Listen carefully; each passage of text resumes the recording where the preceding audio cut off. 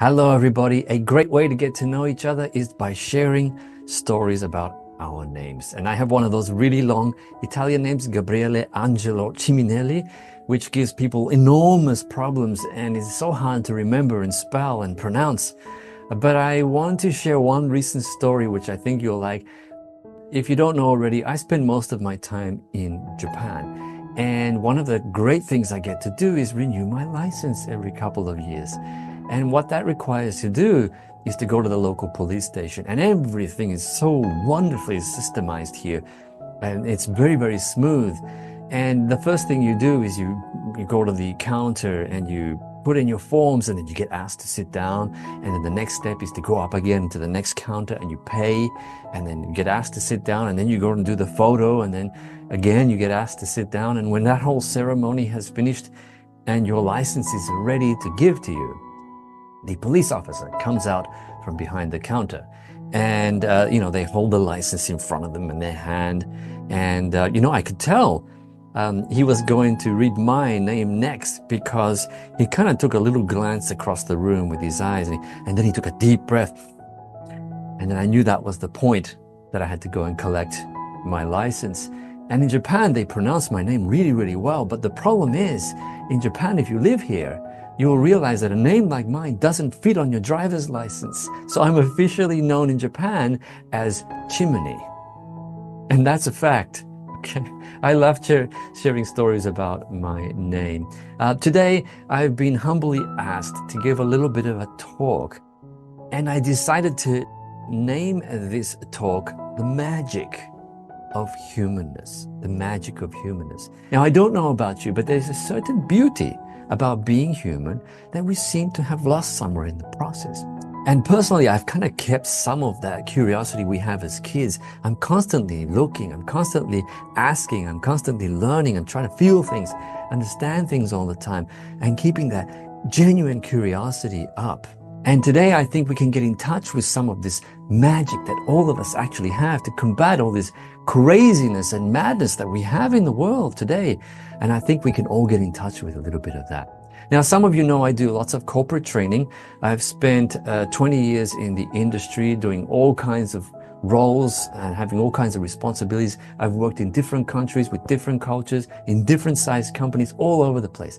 And I've always been interested in human behavior. I love human behavior. And I was always watching about people, what turned them on, what motivated them, what sparked them, and also what gets them to walk away, what gets them to resist and reject certain things. And in one of my classes, I constantly ask a question. And the question is, if you could be anyone in the world today, who would that be? And do you know, in 80% of the cases, people say somebody else, or they'll say somebody better than I am today. And I said, it kind of shocks me, because it means we haven't yet got to a place where we can fully embrace who we are. We've lost the courage to do that. Instead, we go out there all the time. We watch all these famous people and we copy their mannerisms and their life hacks, and we listen to all kinds of philosophies from people who are no longer here, and expert opinions, which may not be right or wrong. We don't even know. Anyway, I have to tell you something. You will never have anything in this world until you can get to the point where you can recognize that you are all you have. And you won't be able to tap into that magic of humanness, to be who you need to be, to open up to the enormity of life that is staring at you all the time. And sometimes it starts with giving yourself permission to look through your own eyes instead of looking at the world through all the eyes of others. You've accumulated so much knowledge in the past. We are trained so well to look at the world through other people's eyes. And you know what? I need to tell you that you have a piece of magic that no one else in this world has, that you can give to me, to everybody else. That is uniquely you. A magic piece of puzzle that will never happen again in the history of the universe. But you never get to see it or experience, because we're always trying to be better, become something, do more, get richer, get famous. And all of that occupies our mind. But has anyone ever told you that kind of energy, that is what's causing dis-ease, disharmony. We're pushing all of that in the world. And what it's driving us to all do is to probably go insane.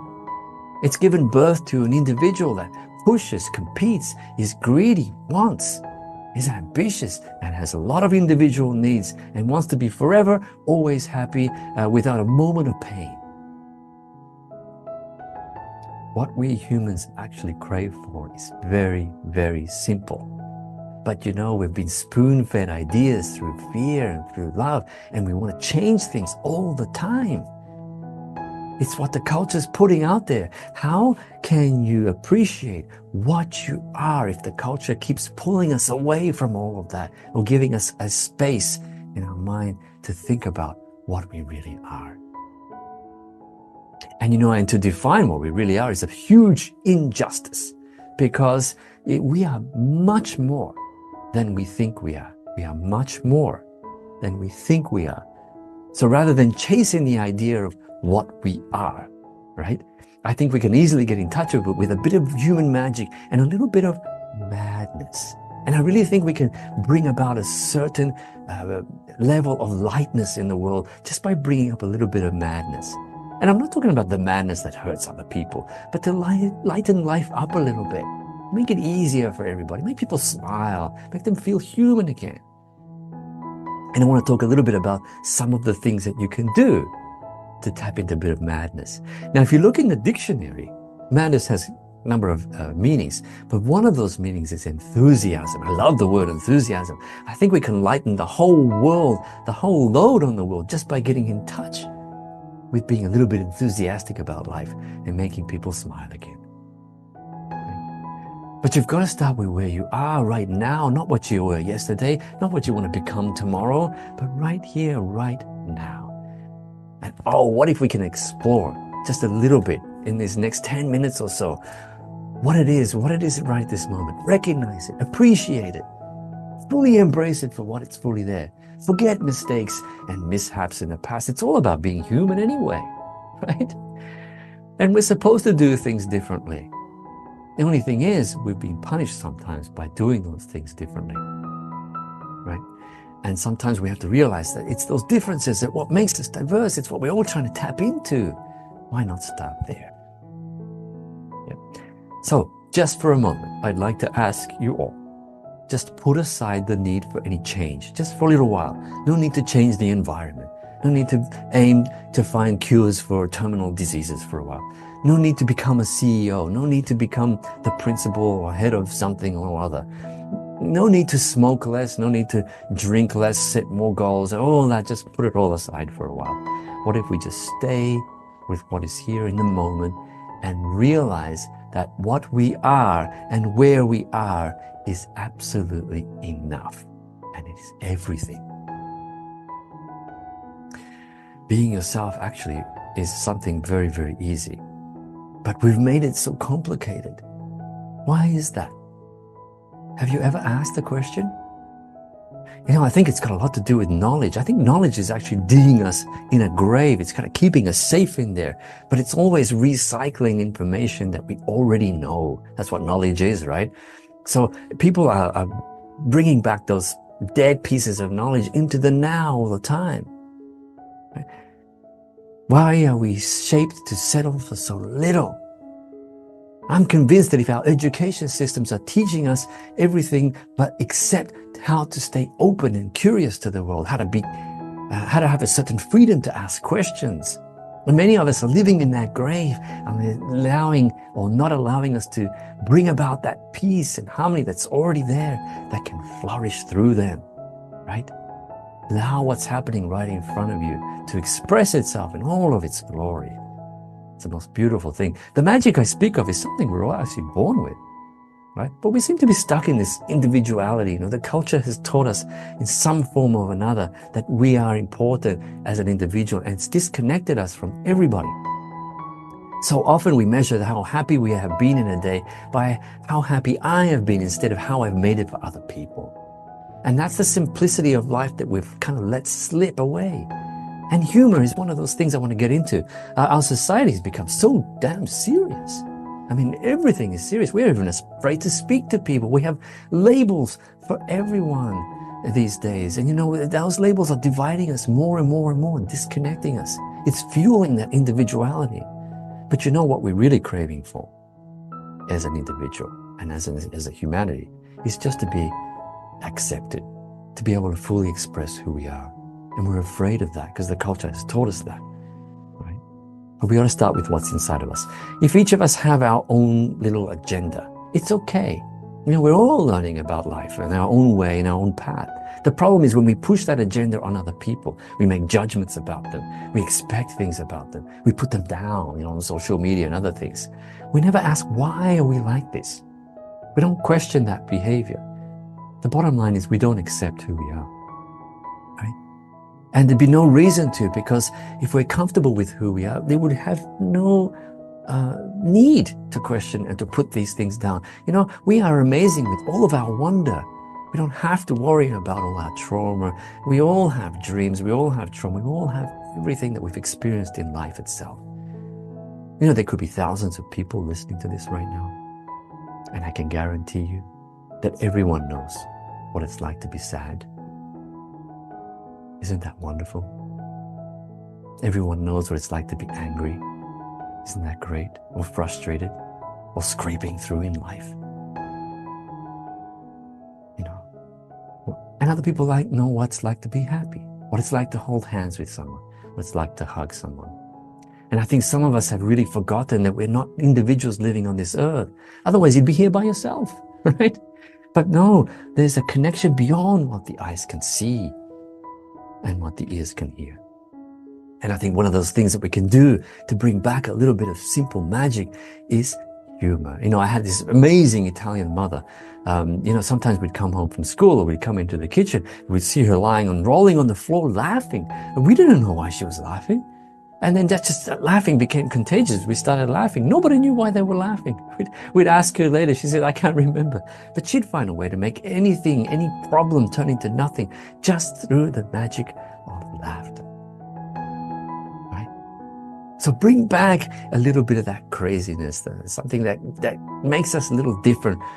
Just like when we were kids, you know, we were always brailing the world, touching and feeling and trying to figure things out, breaking things. I mean, that's really part of being human, isn't it? And open to that curiosity. And that kind of gets grown out of us at some point. You know, when you get to be an adult, you have so many expectations. You have to do things perfectly. It's never going to be there. But if you think you cannot be funny, then you have no excuse for the next one, which is the power of hugging.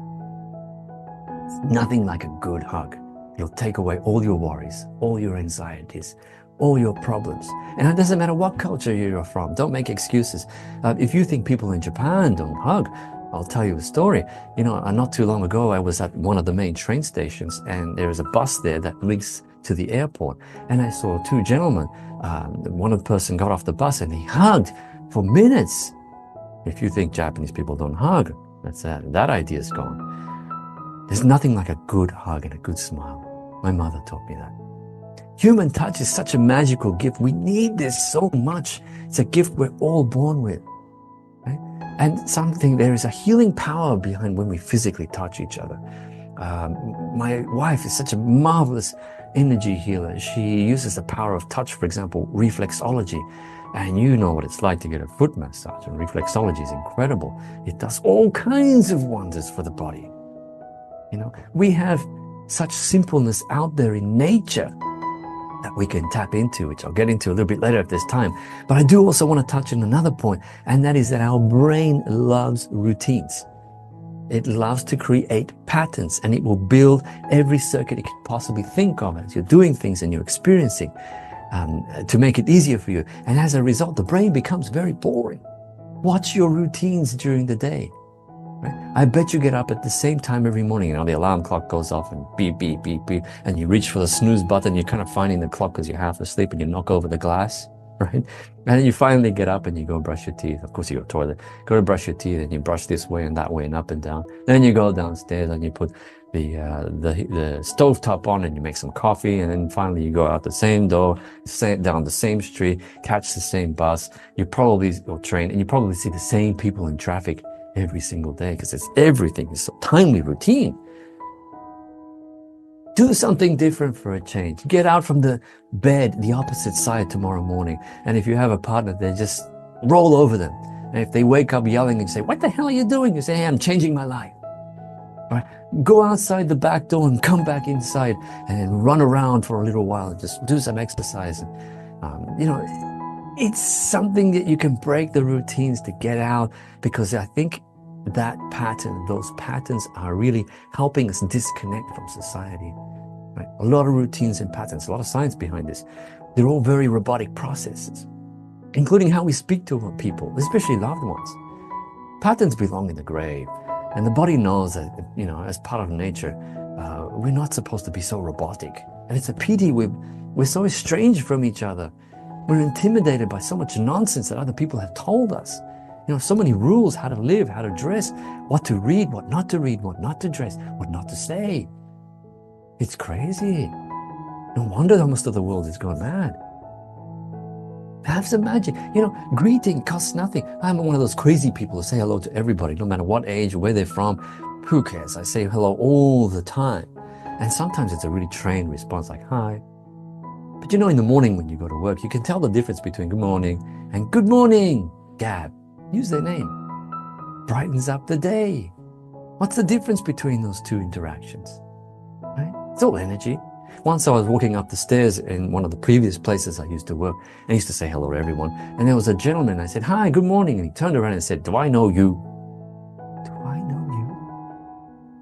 So I decided to be a little bit cheeky. You know what I did? I came up the same stairs the next morning at the same time. And I saw him again. And I went up to him a little closer and said, hey, hi, good morning, how are you? And he said it again. He turned around and said, do I know you?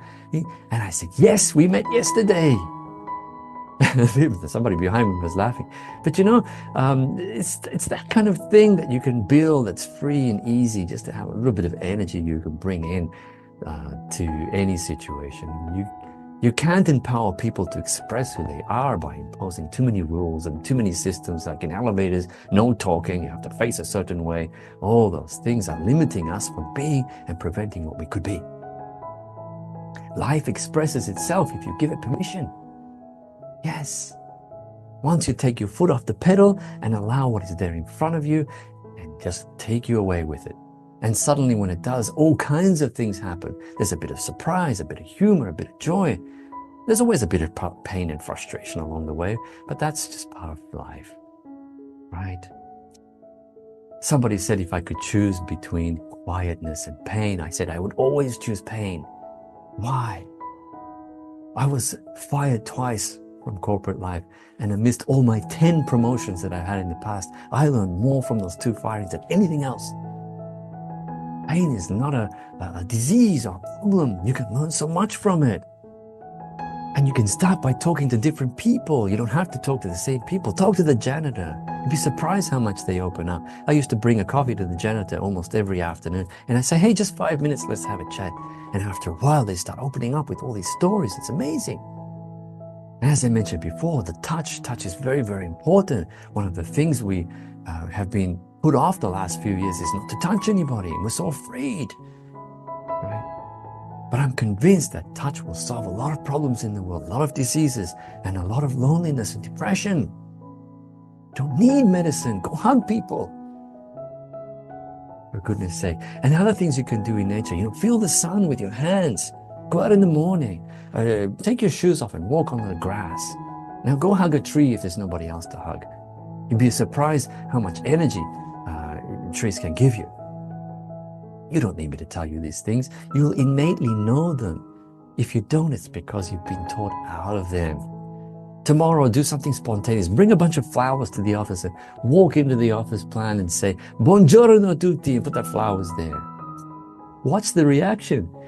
Now, some people will say, oh my God, he's gone mad.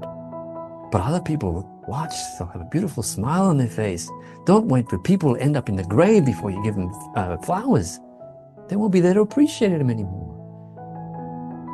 The time to buy a flower is now. Time to buy chocolates is now. Get off the cell phone. Look it in the cupboard and throw away the key for a day. I tried this recently, and one of my participants said I went crazy for an hour. I really, really needed that phone. I asked my friend, could I borrow this? They said no. And thankfully, because she said at the end of the day, I learned something. I didn't know there were people around me that wanted to talk. And I spent some time. I didn't realize that without a phone, I almost got really lonely. And that helped me talk to other people. So leave the office early today. Go grab some flowers, get a bottle of vino and some cheese, and go home and swing over the front door and say, "Buonasera, mi amore," or something like that. And just go in there and say what needs to be said. Even if it's just one person you affect every single day, that energy, vibrant energy, starts to move. You know, life flows with radiation of energy.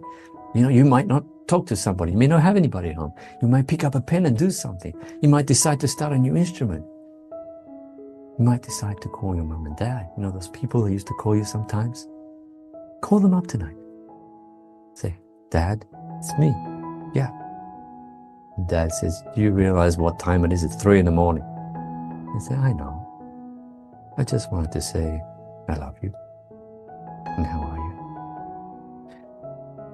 And you know, those little things that they mean so much to people. We've forgotten them all, right?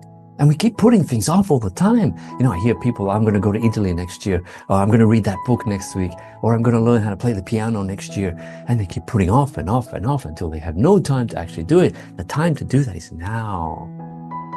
Right? And remember when you used to spend a little bit of time doing postcards? Remember those little things where you had to actually use a pen and paper? I mean, those are beautiful. That showed that whenever I received a postcard, that somebody was thinking of me. They actually spent some energy to put a message on a card with pen and paper and then post it out. It's great. Now it takes 3 seconds to send a message on social media, and it's already pre-written for you, and it even gives you a reminder. So things are right there in front of you. All the anxiety and depression and stress disappears when you let what life is trying to express itself in front of you do what it needs to do. Life isn't about trying to change everything. It's always moving. It's always there on its own. Try to listen to it. You will never hear it. Try to look for it. You will never notice it. Try to touch life. You can never feel it. Life doesn't happen to you. It expresses itself through you. Once you realize there is nothing you need to change about yourself or anybody else whatsoever. And that is part of the magic of humanness. Thank you.